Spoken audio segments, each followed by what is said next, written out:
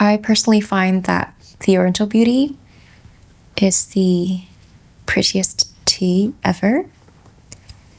It goes by many names, of course, the Oriental Beauty, but it also goes by the name 5-colored tea, for there are 5 colors in here: white, green, yellow, red, and brown.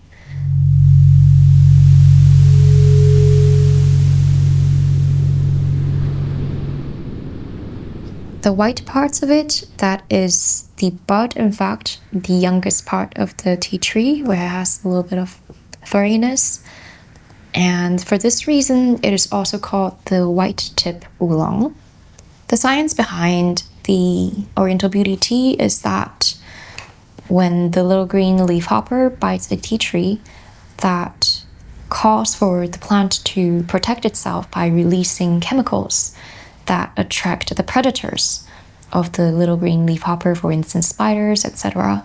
And these chemicals actually taste like nectar to the human's taste bud. And thus, in the past, where the little green leafhopper was considered pest, now it is considered a precious thing to have in your tea garden. I even know that the tea scientists in Taiwan at some point tried to breed actively these bugs in the greenhouse and release them into nature, but it didn't work. They are such a very delicate little insect. It has one more name too. It's called bluffing tea, or in local Hakka dialect, the Oriental Beauty is most associated with the Hakka community of Taiwan. In their language, it's called Peng Feng Cha, bluffing tea. The reason being that the Oriental Beauty, its hallmark, is the sweet nectar taste that comes from it being bitten by a bug called the little green leafhopper, which for a long time used to be considered a pest. If you had it in your garden, you're done for the year. It will sting your tea trees and stunt the growth of your tea trees.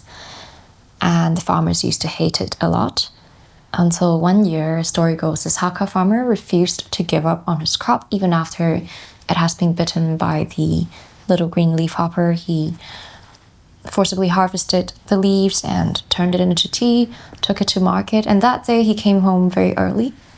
All the villagers, his neighbors, asked, "Are you sad? Did you not sell any tea at all? That's why you're home early?" He said, "Quite on the contrary, my tea sold out in one go." And they did not believe him, so they say that he's bluffing, and hence the name bluffing tea, Peng Feng Cha. Supposedly, this took place right around the turn of the Qing dynasty and Japanese occupation, but it could be a false story. It's an urban myth.